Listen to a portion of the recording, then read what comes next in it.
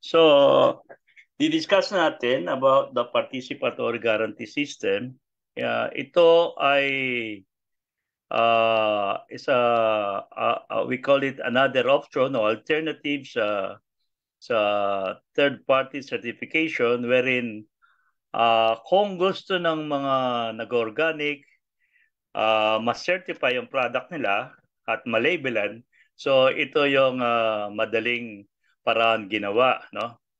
At the end of the session, the person will be able to summarize the purpose of the law, describe basic structure of PGS group, identify the relevant provision of the law on PGS. No? So, alam natin na nagkaroon ng pagbabago itong 10068 natin, that is the Organic Agriculture Act, no, of 2010. Ngayon, every 10 years, pwedeng ma-amend ang batas. So, ito makita natin, it was approved December 23, 2020, pinirma ni President Duterte yan, na-publish to January 5. So, effectivity niya no January 21. Pero, pag wala pang implementing rules and regulation, ay hindi pa yung ma-implement talaga yan, no? Kahit approved na siya. So, in March 16, doon nagsimula ito. Okay, so makita natin na ang batas ng 11511, dito nakapasok yung participatory guarantee system. Kasi sa evaluation ng organic for 10 years, starting 2010, ay konti ang nagpapacertify. No? For the reason na medyo parang mahal, no, magastos kasi medyo malaki babayaran. So the small farmers cannot afford for the certification. Parang lumalabas na they cannot participate. Hindi maibenta yung produkto dahil hindi ma-labelan dahil magastos siya. Bagamat ang DA ay nagbigay ng parang sila muna magbabayad, no, sa simula. Pero siyempre, after 2 years, on your road ka na. So, konti pa rin. And then sabi ng iba ay masyadong tedious, no? Maraming hindi kaya na magsasaka kasi natuto yung magsasaka, sinusulat lang dun sa kalendaryo, o sa notebook. Pero pag dumaan ka sa certification, talagang mahirap siya talaga, no? Yung sa PGS ang third party ay yan naman ay parehas din ang panagbabasyan nila. Makita nyo yung mamaya ay nandoon naman yung natin Philippine National Standard, no? Yun ang Bible ng organic. So parehas naman pinagbabasyan. Yung alay process medyo may pagkakaiba. And ngayon, diyan sa PGS ay nagalat ang government, ang National Organic Program ng 3,000 per person. Babayaran, yun ang pambayad sa kanila. Kaya later makita nyo na from ikaw ay nagpa-certify, pwede kayong bumuo ng organic certifying body. At yung organic certifying body, sila na yung magse-certify among their members, and then naka-budget na 3,000 for every farmer. Small farmer, maximum of 5 hectares. So, ito ngayon ang maganda, no? Hindi ka na magbabayad. Tapos ay it is within your group pa ang certification. Bagamat parang sa sa pagpapanak, this is the eldest, no, panganay ito, kaya medyo may transition pa rin dito, ay nagpa-fine tuning pa kami dito, pero importante nandito na to. Okay? And sige, sagutin natin to. Why is organic agriculture is important? Hindi tayo pwedeng ngayon. Hindi kasi person to person to, no? Pero siguro pwede nyo chat. Sige. Pwede ba mga tatlo sumagot? Basahin ko yung chat niya. Or, sige, meron ba? Kung babasahin ko yung chat, ano masasabi niyo? As introduction? Hello, good evening po. Ay, naririnig niyo na ba ako? Hello? Ma'am Admin? Oh, yes, sir. Okay, sige. Oh, yan, may sagot tayo. For healthy living, sir. Why? So, yes, that's one. Okay. Sino pa? Why is organic agriculture important? Healthy living. Siyempre, sa organic, yung ano, yung mga toxic chemicals ay bawal, no? And then, ayan, madami na tayo sagot. Okay, thank you. Mga sagot nyo. It's a sustainable farming. Yes, sustainable siya. Sustainable in the sense na hindi tayo, tawag dito, import dependent, no? Hindi tayo ma-import. Kung pwede nga lang, hindi ka bibili dahil gagawin mo lang sa inyo yung fertilizer mo, biocontrol mo, mga ganun, no? That's it. That's right. Okay, sustainable farming. And then, to less use of synthetic herbicide. Actually, hindi lang to less use. Talagang alisin mo yan. Zero synthetic herbicide and zero pesticide. No? At doon sa ano, allowed sa seeds naman, allowed yung mga hybrid, mga ganon, pero GMO is not allowed. Okay? So yan ang restriction niya talaga. Yan strict ang organic. Basta may makita kang ganyan, yung herbicide, saka pesticide, zero ka. Actually, babalik ka sa simula, another 2 years sa transition mo. There is a potential economic demand. Yes, tama. It's a rising industry, no? Dati konti lang yan, pero pansinin nyo yung mga mayayaman, bumibili ng lupa sa mga liblib na pook, ganon, because for their food, and at the same time, pag naano nila yon, naintindihan nila o na-master nila yan, they produce much which they can sell, no? There is a demand, no? Okay, tama ka dyan. Ano dito? To protect our ecosystem. Yes, that's right, no? Actually, tatlo yan, eh, no? Yung health ng mga worker o the producer, saka yung consumer health, no? And then, our environment. That's right. And then, syempre, actually, pag na-master talaga organic, mas maganda kita kasi meron siyang value added, no? Lalo na pag ma-certify ka, nagdadagdag ng presyo yun, ano? Okay.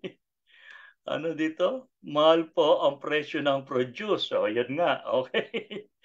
Yung nga, kaya sabi nila, bakit kamura? Sinasabi mo, recycled lang o mura lang yung ano nyo, ganun-ganun. No? Pero may kahirapan din. No? Saka pag sinunod mo yung supply and demand, konti pa lang, kaya tataas ang presyo. Pero pwede naman tayong maging human dito na in the sense na pwedeng baba presyo talaga. Ano? Pero doon sa mga ano mo, yung client mo na yung A, eh yun hindi nagano yun eh, hindi nagana presyo, ba't katas ganun, no? Basta gusto nila bibili nila. Okay. It is safe and healthy, sir, tama. To take care of our planet, sir, tama. To produce healthy food, yes. Economic-wise, convenient, yes, tama. Easy to use, no harm chemical, environment friendly. Maintain fertility of the soil, back to old ways of farming. Yes. I think nag-organic kayo lahat sumagot. Ano? Alam nyo. Alright. Sige po. Next is, ano, bakit may organic certification? No? Organic certification is a procedure for verifying that product conform to certain standard. So, mamaya makita natin, meron tayong Philippine National Standard. That's the Bible. No? At one time, I was invited to speak regarding organic na mga yung board member kasi sabi niya, hindi po pala po hula-hulang yung organic kasi pakala pag organic, yung bang monkeying style, no? Parang gano'n. No, sabi ko, there is a standard. Yung nga po, narinig ko sa inyo, may standard, may inspection or peer review, before siya certify. Yes, sabi ko, this is science-based. Yung gumawa ng standard ay mga expert yan. Talagang pinag-aralan, mga scientists yan. No? So that's where we base our standard. That is standard na yan, global yan. Kasi meron yung International Federation of Organic Agriculture Movement, IFOAM. Ito yung internationally, sila yung nag-usap-usap dyan tungkol sa standard.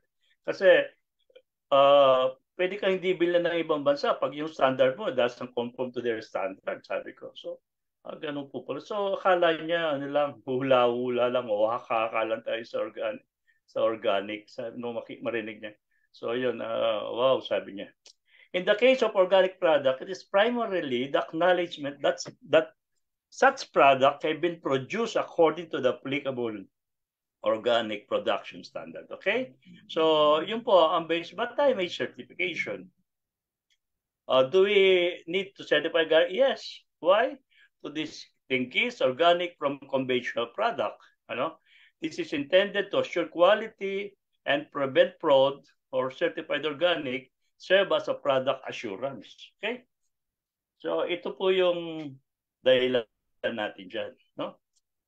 Kaya, paano ma-differentiate ang organic sa hindi organic if you don't have standard, if you don't have certification? No? Actually, pag tinignan mo yung certification, it's for the sake of label.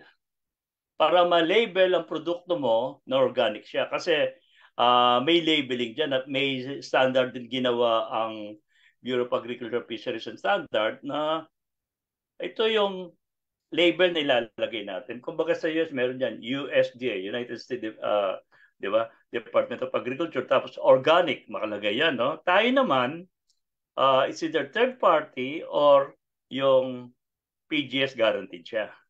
Pero the same lang yon. Hindi mas mababa yung PGS sa third party, parehas lang siya. No? Actually, pagkakaiba lang yan, ang third party, pwede silang for export. Ang PGS for local. No? Pero kung kinakailangan for export, kasi naman ay ang nag-ano talaga ay tuloy tayo. As I was saying, ang third party ay pwede siyang for export. No? Ang PGS ay for local. Pero ang bottom line dito, yung nag-i-import na bansa, ay siya nagsasabi kung yung standard pwedeng gamitin. So, just in case na gusto niya PGS, may arrange yun na gusto mong pwede natin export. Pero intentionally, ang PGS, ang Participatory Guarantee System, for local economy, for local product. Yun ang kanyang kinekater talaga. Exceptional case lang yung for export. Siguro, pag mag-export ka, ayun nga, pag nagsabi silang ito kailangan naming certification, yun ang pwede mong ma-apply. Pero intentionally, local lang tayo. Local in the sense na gusto natin mauna ang ating pamilya, ang ating komunidad, o ang ating bansa in a general sense. No? Okay? So, ganito to, para maintindihan natin ang certification.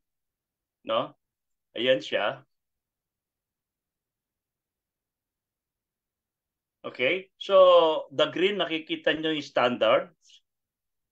Okay? Yellow, inspection, and then certification. Okay? So, ngayon, sa usapin to, there is the standard. So, kailangan may inspection for compliance. Sa third party, they use inspection. Pero in PGS, we are using peer review. What does it mean? No? Siyempre, babase nila yung kanilang peer review inspection based on standard, yung Philippine National Standard. No? And then, gagawa silang decision about compliance. No? Na-inspect ka, doon nakita nila na you're following standard, no? May ano yan merong major, minor compliance, ganon. Like now, kami ngayon dito sa Nueva Ecija, yung aming organization ay under siya sa certification ngayon because you're applying for organic certifying body. Nandiyan kami, no? Binigay yung mga non-compliance, may major, may minor, raise namin, tapos papunta kami dun sa certification. That's the decision about compliance based on the standard. Okay? Hopefully, naiintindihan natin yan, na-get nyo yan. Okay. Purpose of Organic Act, declaration pa rin, promote, propagate, develop, further implement the practice of organic agriculture in the Philippines. No? Ito siya. Meron tayong board in which I am a representative, I am kasama sa board of directors ng National Organic Agriculture Board. I'm representing the small farmer of Luzon. Okay? Nandyan siya under sa program ng Department of Agriculture. Tapos under us, meron itong National Program Coordinating Office. No? At from there, sila gumagawa ng program. Ang NOAB ay ito yung nag-oversee. No? Doon dinadaan, ito yung meeting namin, tinitignan, ito po yung guideline, check na kung okay. Tapos, ito naman mga implementing agencies, regional field offices, and then yung DA implementing agencies naman, no? Yung kanyang AMAS, ATI, BAI, BAR, BAPS, no? BIPAR, yan, mga yan, no? Okay.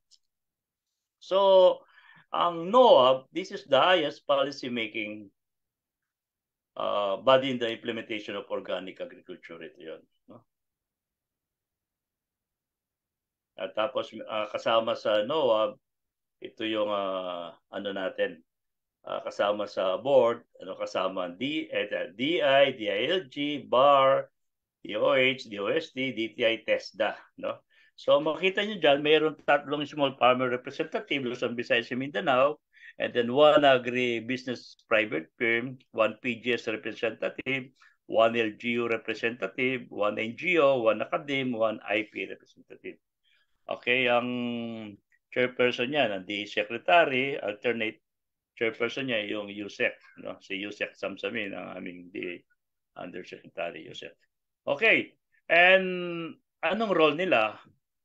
Ito role ng NOAB. Ito sa program to manage the effective implementation of the National Organic Agriculture Program. Okay? So, yun ang trabaho. And in the planning and administrative secretariat to the NOAB, no? Okay? So, yun ang ginagawa ng program, no? And then, dito naman, nakapasok sa isang section 14, itong diyan sa bagong batas, nakapasok ang participatory guarantee system for organic agriculture. Okay? Organic eggs, but I've never seen this logo before. You're in the right place. These eggs, as well as all the products sold at this market, are guaranteed through a PGS. What's a PGS? It stands for Participatory Guarantee System. It means that us producers, together with consumers and others from our community, come together to form a guarantee system that ensures the organic quality of our products and much more. More? Yes, well, many people in our community shared a vision to practice agroecology, produce safe and nutritious food, and ensure better livelihoods for producers. We wanted a system where we could decide, together with our community, how the food we produce and eat is grown. So we started using organic standards which also cover things like fairness, economic sustainability, and energy efficiency. We all participate in the management of the system, and decision-making is equal and horizontal. For example, we take time each year to verify every producer that wants to sell at this market. And how does that work? We call it a peer review. PGS farmers, together with consumers, visit each other's farms to see how things are being managed. The quality control is carried out by our own members. Well, I don't know much about farming in general. Could be a good way to learn more. Oh, definitely. Through these visits, we all learn. As producers, we're always looking for ways to improve our work. And by joining the visits, consumers better understand how the food they eat is produced and what our challenges are. Participatory guarantee systems create an environment of trust and transparency. By building a system together, members develop a sense of ownership and awareness, which ensures integrity from field to fork. That sounds great. And what if I would like to take part? Well, you're more than welcome. Just come along to our next meeting.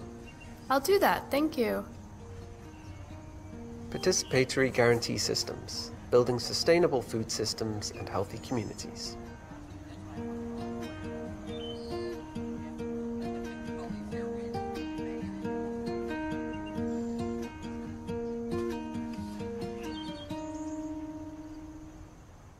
Okay. So, meron pa ayan. Tapos next.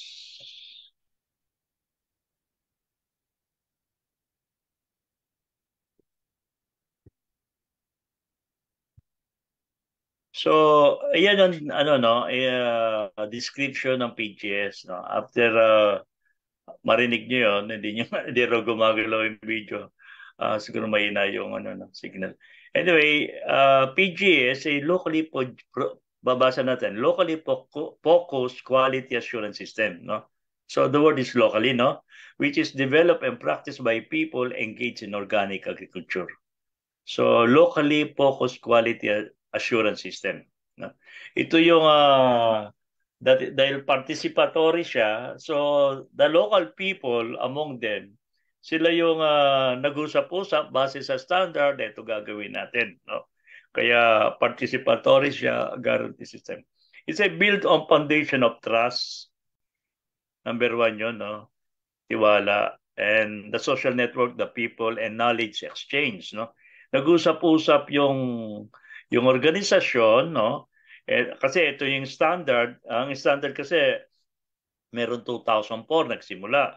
Tapos na upgrade yan, no? Ngayon may 2016. Some organization kasi sa 2016 inallowed nila yung treated seed o yung mga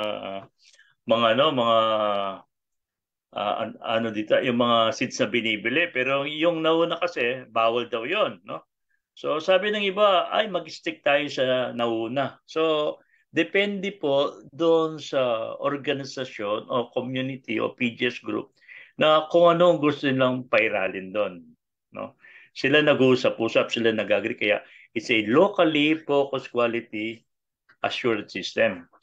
And there is that three things, yung foundation of trust, tiwala sa isa't isa, and social network among them, and there is that exchange of knowledge, no?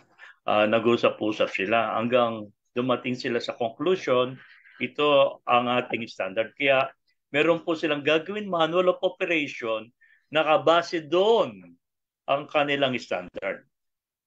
And it's used to certify producer and farmer as actual and active practitioner of organic agriculture, no?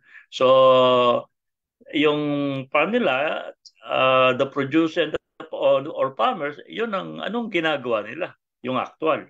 Yun po yung sinecertify doon. Why PGS appropriate to Philippine context? Kasi majority of farmers natin sa Pilipinas are small-scale farmers, no? O small farmer o smallholder na sinasabi, no?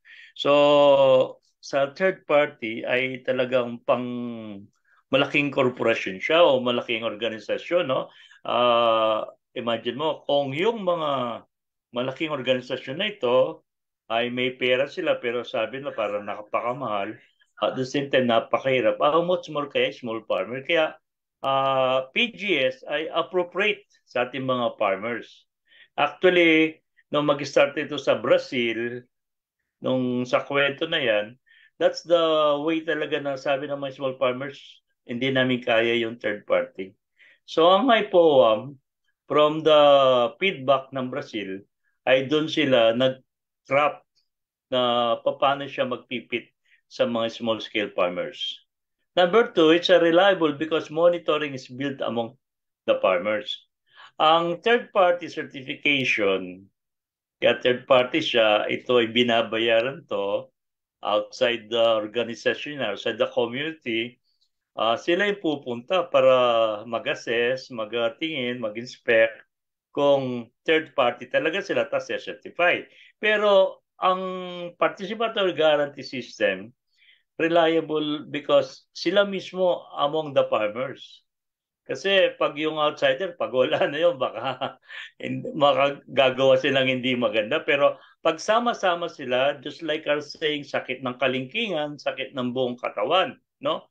So, merong group, ano talaga sila, ano dito, accountability. Hindi pababayaan yan. And nakalagay din sa ano natin, batas natin o sa guidelines natin, pag na alimbawa surprise visit sila ng BAPS o kaya may nagreklamo, pwede mawala ang ano nila, yung parang license sila o yung sila po ay nasabing OCB sila, no? Nirecognize sila ng BAPS, accredit sila, pwede mawala yon. Kaya siyempre maingat din sila ano hindi pwedeng gumawa ng hindi tama po 'yon.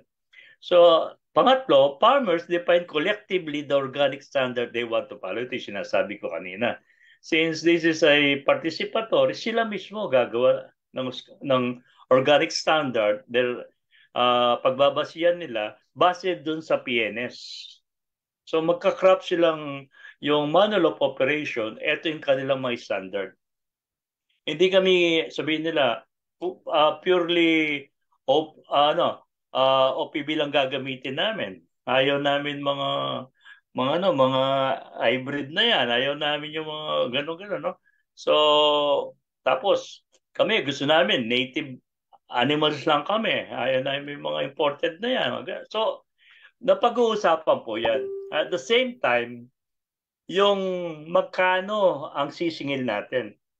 Tama, meron na po 3,000 na ibibigay for every farmer, no? Na kanila certify. Pero, siyempre, meron din po sila administrative. Meron din silang gagastusin. So, mag-uusap din sila siguro per hectare, pwede ng 300, ano, no? O mag-uusap sila. Siyempre, pamasahe ng mga reviewer, maganon, o yung ating gastos sa administrative, maganon. So, pinag-uusapan po lahat yan, no? Collectively, ay nag-usap-usap sila. Ganun po yung third party. Ganun po yung PGS as compared sa third party. So, in PGS, farmers and their communities are empowered, di ba? So, empowered in the sense na nakapag-voice out sila, hindi yung parang sinusuksok na lang sa mga, ito, gawin nyo to. Ito, sumunod kayo. Ano? Hindi po ganun, kundi ano nila na within them, na-empowered sila. No? May bosses sila. At the same time, dito po, hindi lang food security, food sufficiency, kundi nandito yung food sovereignty. The people decide what to plant, what to produce, what to sell, no? Ito po kaya kasi empowered sila. And then local market is developed, di ba? Sabi ko hindi siya export oriented o export focused. It's locally focus siya, ano? Local market. Gusto lang natin talagang kumain ng healthy foods, yung ating local people among us, no? Hindi yung puro lahat ng magaganda, in-export, matitira sa atin, reject, no? Ito po ang ano ng PGS, ang ganda ng PGS. Products are cheaper than third-party certified product because of direct producer and consumer relation. So, dito po, meron siya dito na if you heard, actually last week ni-lecture ko yun, yung tinatawag ng community-supported agriculture. No? Sa community-supported agriculture, the consumer and producer ay they're into partnership. Pwedeng mag-advance payment si consumer kay producer para ito ang bibilin niya. No? So, it's a community. Yung ano po dito, mga stakeholder. Kaya nagiging mura yung produkto dahil pwede siyang local lang. Hindi na siya galing sa labas. At the same time, kaya sa mura, third party, mahal po kasi ang bayad doon to produce at for certification.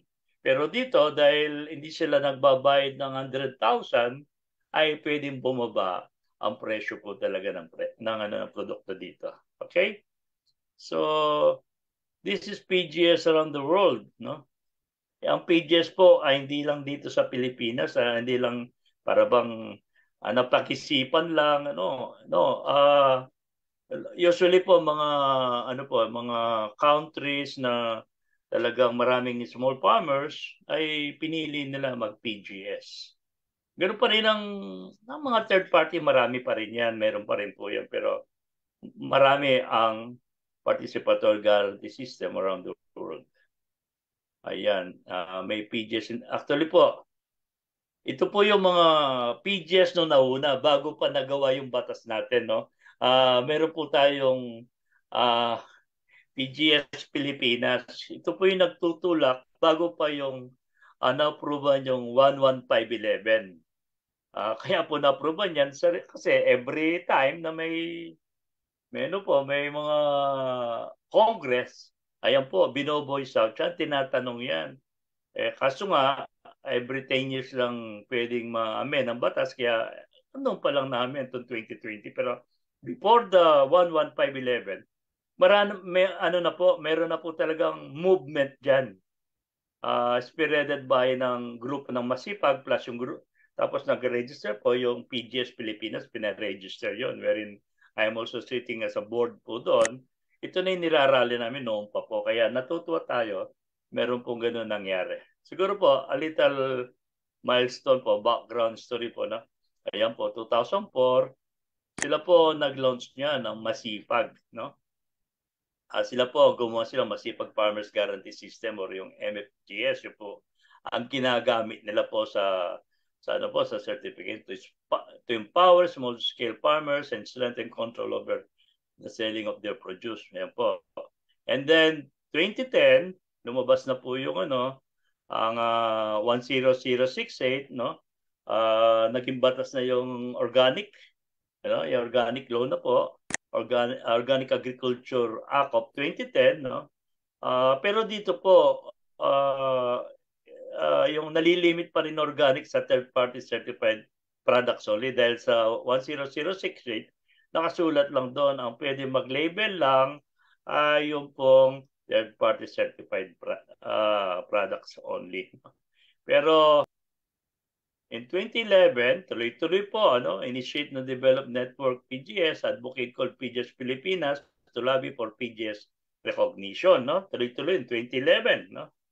And then 2010, nagkaroon na pong bill dyan, no? Amend po yung 1068, no? And 2017, si Senator Grace po, yun, sabi niya, kailangan mapus ito. Pero, pakita po natin lately, hanggang si Senator Villar po ang nagpumili nito. Anyway, in 2004, every, bakit yung sinasabi ko, meron pong, tuloy-tuloy ang campaign, every National Organic Agriculture Congress ay nandun yun, nagpaparinig, kailangan na natin PGS, hindi kay third party, ganun po. And in 2015, PGS Pilipinas nagpa-register siya para siya po legal na kumakatawan para i-pulse ang PGS sa Pilipinas po. Okay? And ito po, may maganda nangyari noong 2018. Nagpatawag po si Senator Villar, no? Saka yung kanyang si Attorney Reggie Tamana, ang kanya pong pinaka-field officer, yung kanyang sa organic po. So, the same time, nandun po yung mga sa IPOAM, International Vice President, si Jennifer Chang, saka si IPOAM Asia President, si Dr. Chow Sejang, no? Tapos meron din po yung mga sa IPOAM Asia, nag-usap-usap po. Ito po ay initiated by the Negros Group. Sila Chinoy po ng UNOPRA, sabi mag-meeting tayo para may push. So, po, nangyari dito in 2018, Senator Villar po ay pinrioritize nito as Senator Cynthia Villar as the main author. Kaya ito po, 2018 hanggang 2020, pinirma na po ni President Duterte. So yan po yung mga kasaysayan biyahe po dun sa PGS Pilipinas. O PGS natin, hindi PGS, Organisasyon PGS Pilipinas. Ang PGS po natin sa 11511 ngayon. Okay? So from 20 years strat plan, nag-target po 1,000 PGS organic certifying body ang inaano po, ang tinatarget, no? Ang ano pong gusto sabihin nun, sila po yung magse-certify among their groups, no? Hindi lang po certifying farmer to, kundi kundi OCB. And then 500,000 hectares of certification. Tanda po natin na 5% po ng total agricultural natin, yun po ang target natin, no? So ito po, binigyan nilang klaro, no? Yan po ang mangyayari sana, no? Sa 20-year strat plan. Existing third-party OCB, OCC inspection, ayun po, saka yung Control Union Philippines, no? Dalawa lang po, nawala na yung isang kilala natin, yung I think that was NYSERT, no? Na pumasok po itong Control Union Philippines. And in PGS naman, ito pala, ang kanila certified May 11, 2020, 60 farms with a total hectarage of 747. So 60 farms, no? Para po sa third party. Existing accredited core PGS group as OCB, nagsimula lang po kasi nung itong implementing rules and regulation, tapos ginawa pa yung mga guidelines, no?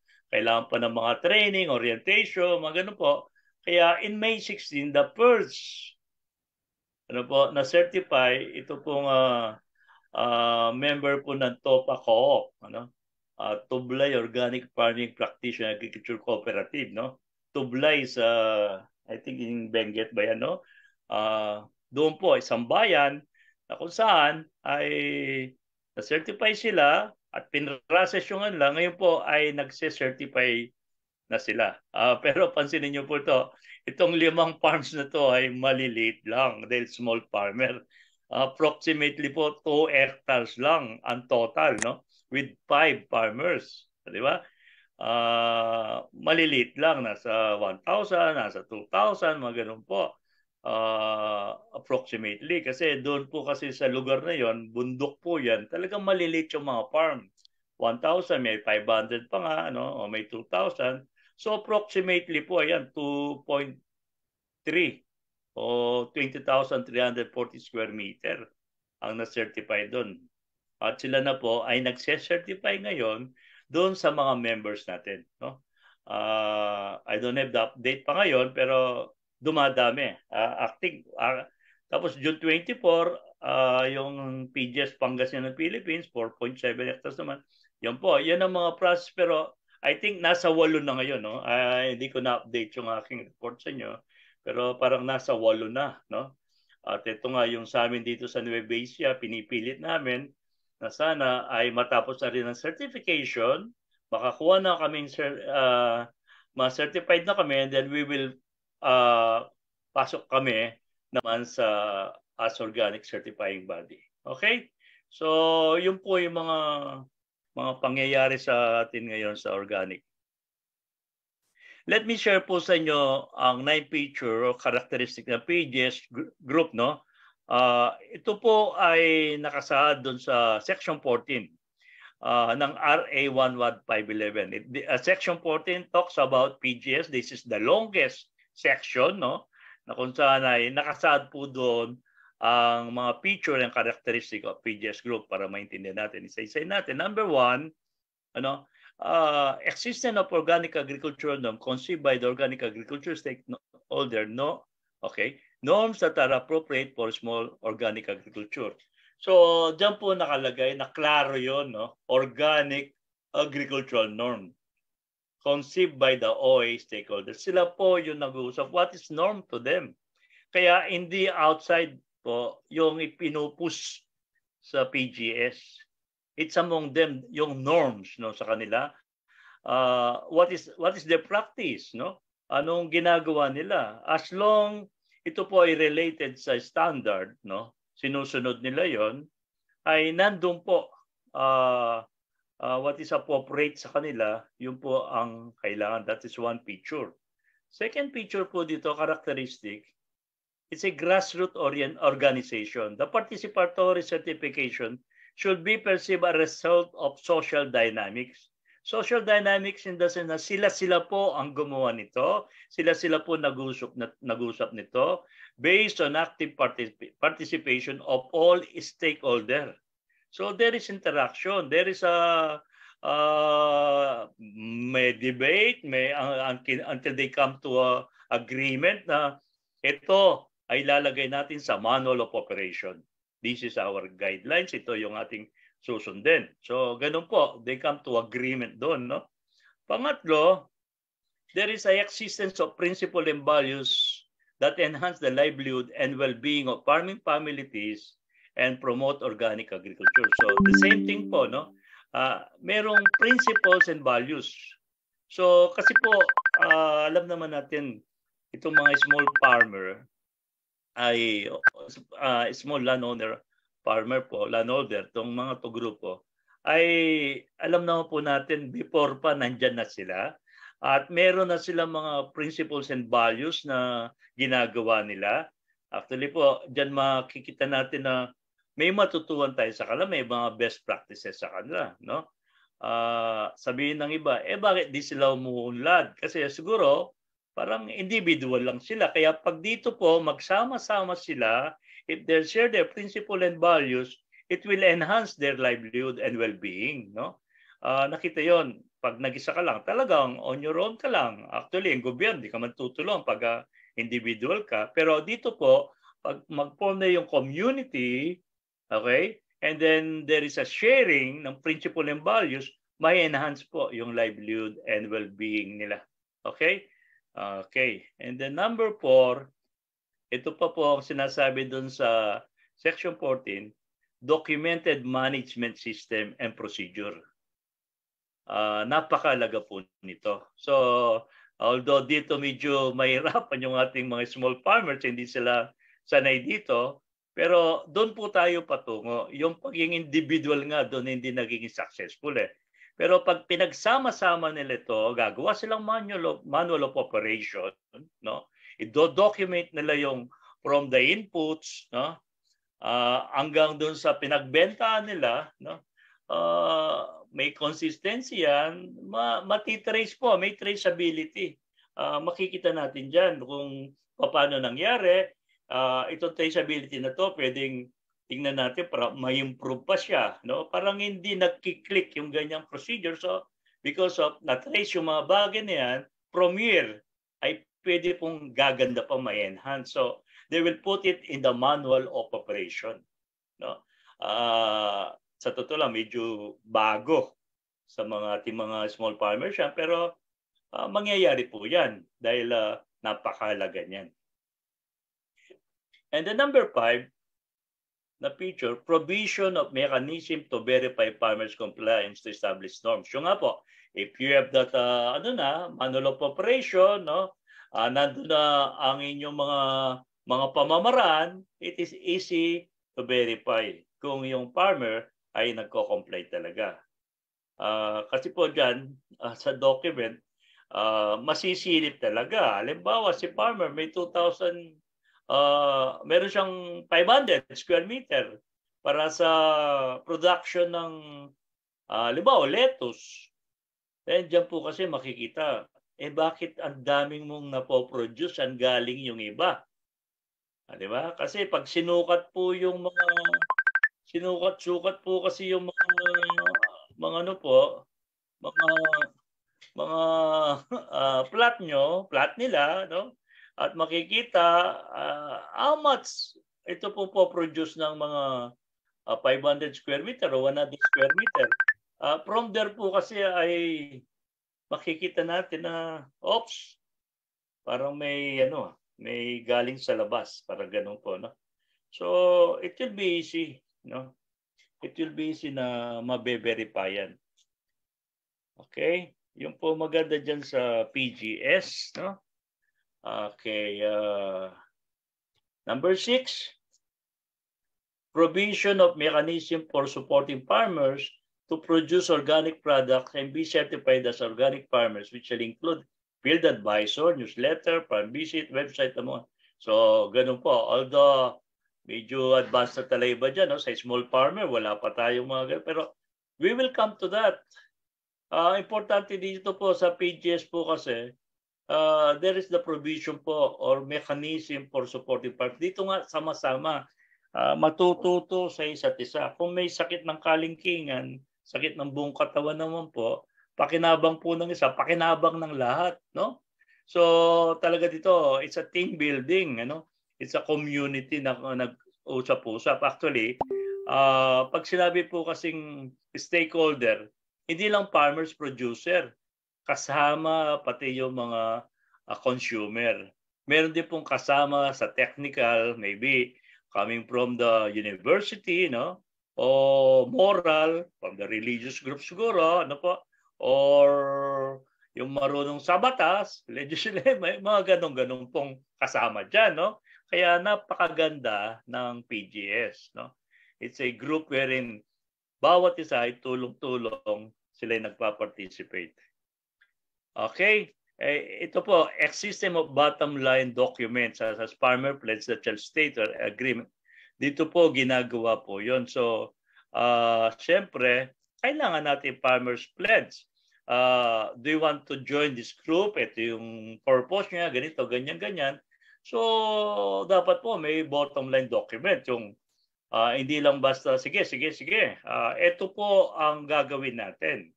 Pag kayo nagpa-PGS, willing po ba kayo na ma-inspect yung farm nyo? Willing po ba kayo titignan po yung mga mga pananim nyo? Inspection po yan. At willing po ba kayo na kayo ma-interview kayo? No? Willing po ba kayo na magbibigay kayo ng mga resibo? Titignan natin. Ganun po.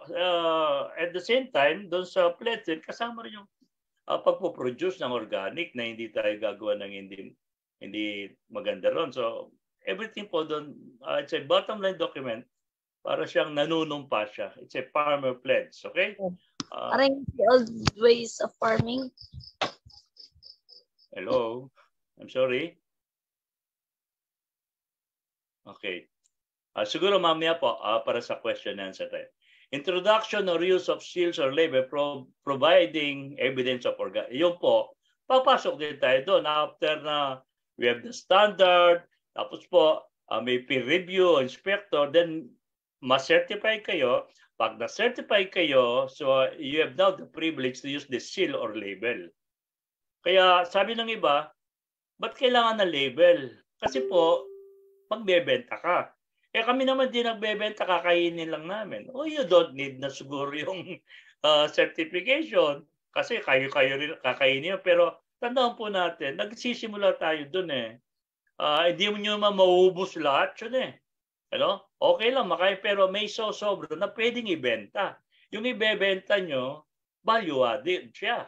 Kasi certified. Kaya mas maganda na po na i-diretso nyo na, magpa-certify na kayo para lang sa ganun po, when there is some surplus o natutuhan nyo na, pagkatapos yung natutunan nyo, i-multiply nyo. Kasi nagpo-produce lang kayo. Halimbawa, 2 lang, pagkain nyo lang yon. Ano? Tapos ginawa nyo 4, ginawa nyo 8 dahil namamaster nyo na po ngayon. So, kailangan talaga yung seal or label para matatakan at masabi talagang yan ay organic. Okay?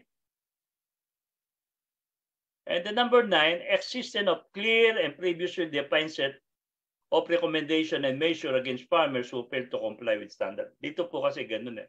Ano? Talagang since you are a group, hindi naman dito eh, hindi naman yung basta matanggal siya o ma-down siya. Hindi na po parang judgment day gagawin dyan eh. It's a recommendation. Ano po yung mga kailangan. Just like us today, no? Nung ma-receive namin yung mga yung reports ng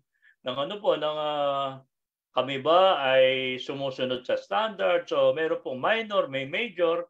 Palagi kami nagmi-meeting, hindi kamukha nung kung ano po siya, third party, ikaw lang gagawa. Pero dito po, nag-usap-usap kami kasi in a way din, natututo kami. Kaya inisa-isa namin yung mga non-compliant. Okay? Una, medyo masyado kaming ma-react kasi napakasimple lang pinairam. No. Kasi dito po, as a start, makita natin yung end-to-end. Saan mo binili yan? Kaya kailangan na resibo. Sinong binilan mo dyan? No? Actually, along the way po, sige, saan mo binili yan? Where is your receipt? Okay, ito. Okay, may pagbabasyan tayo. Tapos, anong ginawa mo dyan? Paano mo ginawa yan? So, nandun po, isusulat natin yung paano mo ginawa yan. No? And then, nung nagawa na, ito na. Okay? Ibebenta mo na ngayon. Kanino mo binenta? Kasi po, kung magka-problema dyan, malalaman mo, yung binila mo pala may problema, madali mo matrace ang problem. Binili ko yan kay store number 1 o store number 2, matitrace po. Okay? At sinong bumili? Ito, nagre-reklamo siya, matitrace po. Saan galing? Kanino farmer galing yan? So, there is traceability ng compliance po. Okay? So, napakaganda ng proseso. Ano? At dito po ma-upgrade natin mga farmers from sulat-sulat lang sa kalendaryo. Pwede na po silang magsulat sa notebook. And finally po, nasa computer na yan. No? Naka-online yan, parang gano'n. No? Siguro si farmer, di man siya pwede na siya mag- Pero the family is there. Yung mga anak na dyan, patutulong siya para sa pag-inputs ng mga data, gano'n po. And the OCB, meron silang standard, ito na yung data nila na madaling makita, kailan mag-harvest, kanino farmer, gano'n. Napakaganda po, no? So, balikan ko lang to. Dito, recommendation and measures. Ano ba ang kailangan, no? Against farmers who fail to comply. So, tulong-tulong dito, no? At masasabi, napaka-supportive po ng region dito. Napaka-supportive ng BAPS. Tulungan ka talaga para ma-comply. Hindi to reject. Pero na lang kung talagang major yan, talagang hindi ka qualified, siguro sasabihin na sa'yo, sorry po, hindi talaga pwede. Para bang sinasabi na isa na siya ay nakapahikot ang rice farm niya, nakapahikot ng mga chemical. Siguro po sasabihin natin, hindi po pwede. Kahit anong gawin natin, mahirapan kayo, mga gano'n, no? Pero yung talagang mga recommendation na para mag-comply siya, inayos po natin yan. Nagtutulungan. Kagad-agad, while we have a meeting, sabi ng region, kasama namin siya, nandun ang province, kailangan po ng laboratory ang tubig nyo ay nagko-comply siya na wala siyang mga coliforms, sabihin kagad ng region, sige, kami po kukolekt ng tubig at palalaboratory natin. Mga ganon, no? Talagang sama-sama siya. Napakaganda po. Hindi ka nag-iisa dito. Sama-sama kayo. Okay? So, those are the 9 feature characteristic of PGS. So, kung titingnan natin PGS group, ganito po. Ayan sinasabi kanina. What compose, no? Dito po, may non-government, may people's organization, may buyers o consumer o supplier, no? They live or operate within the province of PGS Group. Ito po PGS Group. Pero ngayon po, bubuo kayo na 5. Kaya itong 5 na to, yun ang green.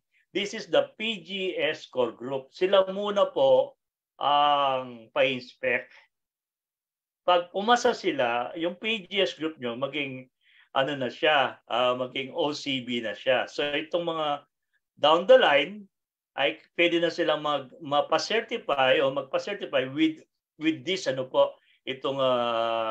itong core PGS na ito kasi nag-undergo silang training, na experience nila yung mga ganyan-ganyan po, mga compliance, major, minor, mga ganon, na-experience nila yan, pinagdaanan nila yan, kaya naiintindihan nila. Okay? At least 5 members composed of farmers, combination of both crops and livestock. Okay? Other members may be from other sector, agriculture, ganun po, no? So, sinasabi ko. So, that's your PGS group. Okay? And then, ito po, ang PGS group nyo, the core PGS group shall be registered with the municipality where the PGS group is predominantly located or regularly transact business with. Dito po magsisecure kayo ng mayor's permit. This is a proof na kayo po, this is a legal personality. Okay? That is limited for PGS transaction. So, right now, medyo may konting ano pa tayo dyan, adjustment. Ang mga ibang LGU, hindi alam yan, no? Di pa kasi bumababa yung batas sa kanila, yung joint memorandum po. Pero ngayon pong taon na to, itong mga susunod na buwan, talagang ipairal na po yan by province, by municipality para maintindihan nila. Kaya kaming mga nauna, medyo nahirapan dyan kasi hindi oriented po yung mga LGUs. Kaya medyo pero okay lang. Talagang gano'n po. Sabi nga parang pag nanganganak yung nanay, hindi pa siya talaga oriented, no? Medyo masakit, mahirap yung simula. Pero okay lang po. We learn from that. And then duties and responsibility ng core PGS group. So natatandaan nyo po, it is the core, it's the PGS group po. Tapos pipili ng 5 doon, no? Ang titip ko lang, kasi po mas maganda yung 5, iba-iba yung scope. Tulad namin sa NEBC po, yung grupo namin sa NEDEC, meron po nagpa-certify sa aquaculture, tilapia production po. Okay? So, tapos po, sa mushroom, ako po sa livestock, yung manok. Isa naman po, nagpa-certify sa vegetable. Ano pa ba yung isa? Isa naman po sa rice. No? 5 kami. So, we are ready to certify iba-ibang scope na ito. Pag may nagpapa-certify na sa aqua, ito, sa gulay, o sa livestock, o rice, o mushroom, no? Susunod nga namin yung sa yung sa sa fertilizer, no? Yun po ang mga susunod namin at iba sigurong scope, no? Yun ang ko. Kung kayo po nakikinig ngayon, meron na kayong pinopormang para magpa-certify, that is the best tip may bibigay ko po sa inyo. So, ano po duties? Pag kayo po ay naging ang core PGS, number 1, develop understanding of organic standard. Yun po ang dyan. Para tayong reliyon na may Bible o may Quran or ano pa ba mga ginagamit natin sa ating reliyon, no? Alam natin dapat to kasi tayo po ay maging peer reviewer base sa organic standard. That's number 1, no? Understanding po. Kaya patuloy kaming nag-aaral dyan para maintindihan po. At doon sa scope namin ay binibigyan namin focus talaga. Para pag may magpa-certify in the future, naintindihan namin at alam po namin ang gagawin. Number 2, make sure farms are compliant. Yun po. Kasi pag ngayon, paano malalaman compliant siya if you don't understand po yung standard, no? Para maintindihan po, ay dapat, para masabi natin compliant, dapat base siya sa standard, no? And again, dito po, tulong-tulong po dito. Ano? Hindi parang judgment sheet na hindi ka pwede. Hindi po, kundi try natin, tignan natin. Baka naman matulungan natin siya kung minor lang naman, no? Kung major naman, di ayusin po natin. Mga ganon, no? Very friendly po ang PGS. And then make a pledge that I understand and adhere to the organic standard. Yun po. So, dito po ngayon sa ating mga member, pinag-aaralan natin to. At nakikita nila, hindi naman pala bigla-biglaan din, no? May transition din, no? Tapos makita rin po nila na may value adding pala dito. Plus yung nakakatulong pa talaga tayo sa environment. Tapos magiging healthy, mawawala yung mga sakit-sakit na idulot ng chemical farming, mga ganun po, no? So, it's a good thing after they make a pledge. And then, ito po, conduct inspection and certification activities of member farms, no? You will form a peer group. Sila po yung mag-undergo ng peer review. Pag-uusapan yan, hindi isang tao lang o isang committee. Kundi there is a peer reviewer po na talagang titingnan nila base doon sa inspection para sa certification po ng isang member. And then, dyan din po sa PGS, siyempre alam natin, sino bang mga farm yung malapit na sa katotohanan? Meaning talagang siguro may minor na lang, ano? na i-comply o baka wala na. So ito po, re-recommend. No? Sabi sa guidelines, magsasubmit pong halimbawa, kung gusto nyo pa-certify, sasubmit sa BAPSION para ito po ang babayaran ng gobyerno after na tapos ng certification. So magre-recommend. Sino po sa kanila? Among us, kilala natin yung mga farm niyan. Okay? And then initiate key field training for farmer members and residents in their local to promote. Yun po, no? Ginagawa po natin yan. Actually, before pa kami po ay nag-apply dyan, because we're doing PGS na before the law, ay ginagawa namin patuloy po, hindi lang training, kundi yung awareness na sa mga consumer na kaalagaan po ng organic, no?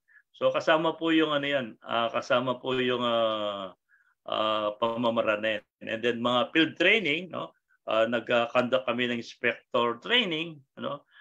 Inviting yung mga dalubhasa dyan para ituro yung mga bagay-bagay na yan. Okay?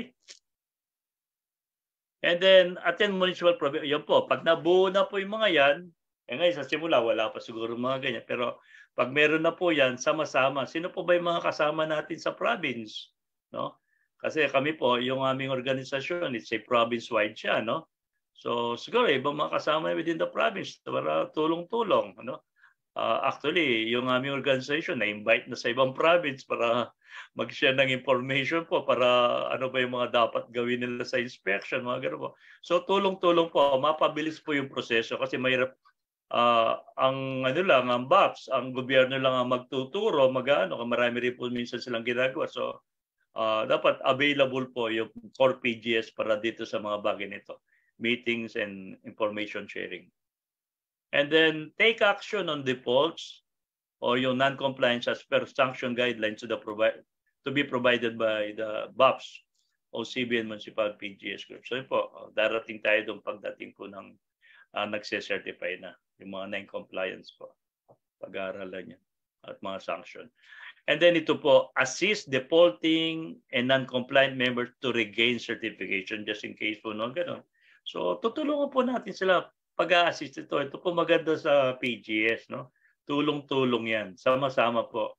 Para po wala pong yung competitive spirit na kami lang, mas magaling kami. Hindi. Alam natin po na mas maganda po pag sama-sama. So yun po ang espiritu ng core PGS group. Okay? So tapos na tayo dun sa duties. Ito po, merong ganito. Bagamat di pa nangyayari, no? Tinatawag dito aggregation o PGS group. Ito ba dadyan din sa section 14 yan, no? Sama-sama po, mabuo yan. Siguro kami po, danda kami papasok, no? We are an aggregation kasi we are province-wide. Papasok din kami dyan. Ang aggregation po, develop or update implement PGS consistent with relevant regulation, ensured continued compliance of farmers members. No? This will come po, medyo advanced na ito. And then meron tayong provincial and national PGS group. PGS group may form their aggregation, the provincial or national levels. The provincial government shall encourage support the formation and activities of this PGS group within the jurisdiction. So, ganun po yun, no? Sama-sama, tulong-tulong dyan hanggang makarating tayo sa probinsya. Pero ngayon po kasi, nasa inspection pa lang tayo, kaya medyo advanced ang konti po yung mga. Okay. Ito po, tanong, in your opinion, how will PGS encourage our small farmers and fisher folk to venture into organic agriculture? Ayun po. Meron po ba? Another comment? I will open ulit yung chat. In your opinion, how will PGS encourage our small farmers and fisher folk to venture into organic agriculture? Sige po, mga tatlo lang para we can proceed. Okay. Mamaya ko po basahin yung mga question nyo, pero anyone po would like to answer that? Paano natin ma-encourage daw po ang fisher folk to venture organic agriculture? Meron po? Sige nga. Ano po yung mga naisip nyo? In your opinion lang. Walang mali, walang sinasabing mali po dyan. Ano? Sige.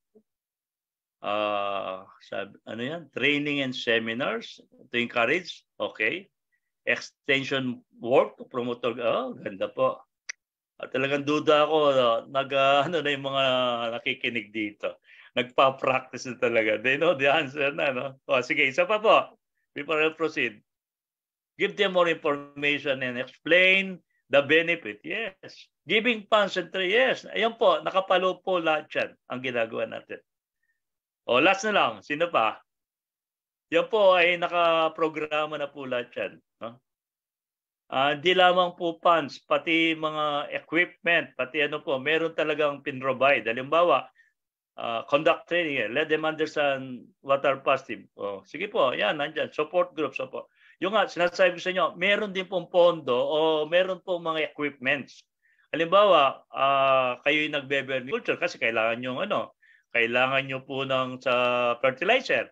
So, pwede kayong as an organization, pwede kayong mag-request ng mga equipment dyan, no?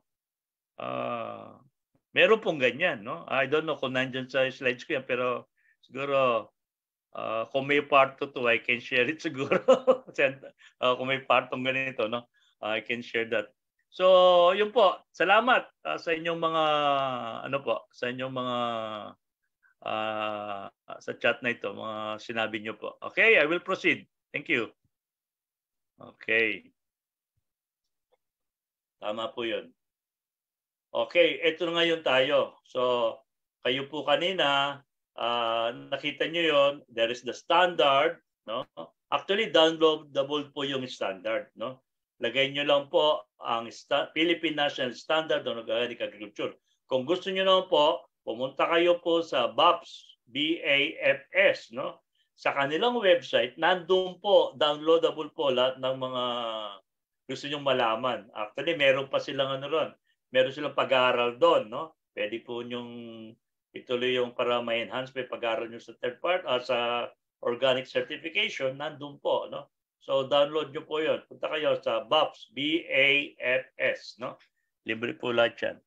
So, labeling of organic produce, products which are certified and guaranteed, okay? Kita po nyo yung word certified, that's third party, guaranteed para sa BGS by third-party organic certification system, and PGS shall be allowed to be labeled and sold as organic. So yan po. Actually, yan po ang bagong ngayon. No? Dati kasi hindi kasama yung PGS, puro third-party lang. Pero ngayon, on the same level na po tayo. Kaya third-party ka, kay PGS, no? Sila lang po yung allowed to be labeled and sold as organic. Kaya pag sinabi mong organic, hindi ka dumaan sa standard, sa inspection o peer review o sa certification, wala kang certification organic, at linagay mo sa produkto mo organic, mislabel po yun. And under the law, because it is a Republic Act, ay pwede po tayong makasuhan, pwede tayong mahuli dyan. Okay? Wala pong problema na basta wag nyo lang i-label na organic ang product. I-label nyo po natural, gano'n. O label nyo whatever. Sabi nyo, no chemical o no whatever. Pero the word organic, wag nyo i-label. Okay? Yung iba baka pag nakita nila yung yung at least this label na to ay baka pagagaya nila, tapos tatatak nila. Pag nahuli po kayo, may karampatan po yun. Kulong o bayan. Okay?